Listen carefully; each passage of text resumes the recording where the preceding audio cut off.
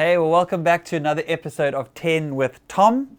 My name is Tom, and this is where we explore faith 10 minutes at a time. Today, we're talking about why motivation is overrated.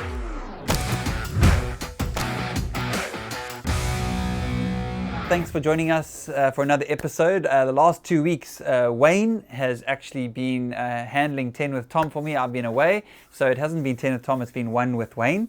And I loved it. If you missed it, catch up. I love his new sign out, which is have a nice life. So I think that's going to be the new sign out for 10 with Tom. Have a nice life. No.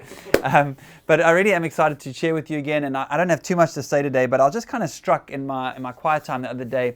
I was reading from, it's John chapter 15. And Jesus is speaking about, I am the vine and you are the branches, about this idea of abiding in Him. And that word abiding is not like a common word that we use, but it literally means to remain in Him. And I just want to read to you right up front what He says. He says, I am the vine and you are the branches. If you remain in me and I in you, you will bear much fruit. Apart from me, you can do nothing.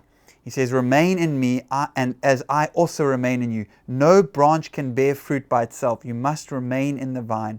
Neither can you bear fruit unless you remain in me.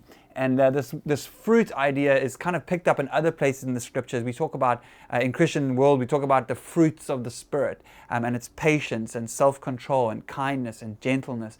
And these are beautiful characteristics that ultimately what it means to follow Jesus is to have the fruit of the Spirit operating in our lives.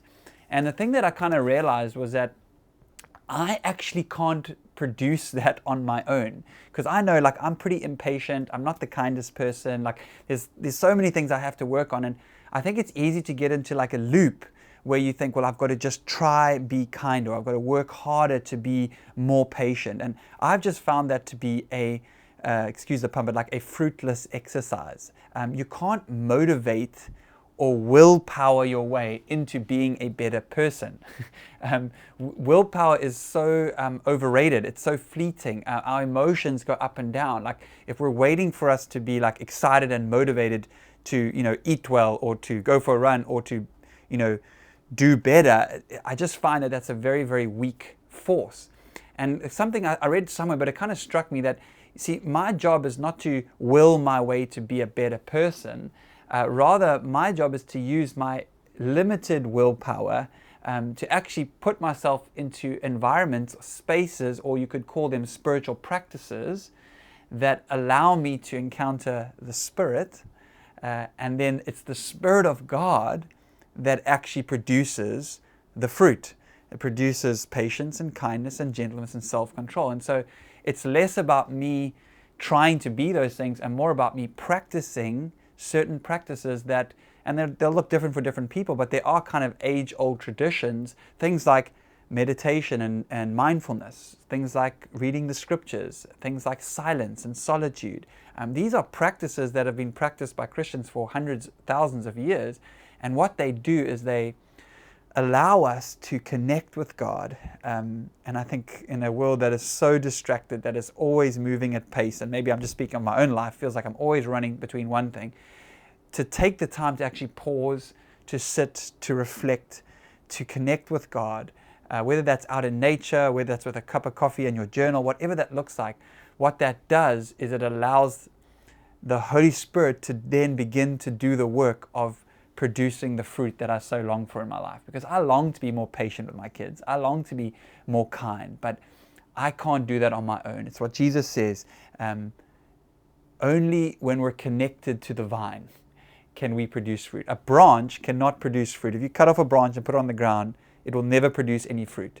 But when that branch is grafted into the vine, then somehow that branch produces fruit. And so our job is not to produce fruit or try harder, come on, go and try, but rather to just stay connected to the vine. And when we do that, when we remain and when we practice those disciplines, which is a way of remaining, of abiding, then somehow we find ourselves producing much fruit, as Jesus promises: patience, kindness, self-control, gentleness, love, all these things, which really are the mark of a Christian, and really the mark of what we look for in other people. When you like someone or think someone's a great person, it's not because they go to church or follow all the rules or jump through all the religious hoops. It's because they were kind to you. It's because they listened to you. It's because they stopped and helped you. It's because they showed up at your door and brought you a meal. And those things are actually the mark. It's the heart that Jesus sees. And so, again, we can't do that on our own. But what we can do is place ourselves in positions where we are likely to encounter God, and then God does that work in us. Remain in me, abide in him, and the promise is you will produce fruit and much fruit. And so I hope that's helpful. I don't know if that's 10 with Tom or if that's 4.5 with Tom, 6. So I think we're just going to wait here now and let the 10-minute timer roll out so we get our YouTube algorithms going. No. Thank you so much for joining us for 10 with Tom, and I hope this has been helpful. And I encourage you this week to find some space to connect with God in your own way, and let's see what fruit God produces in your life. Have a great day.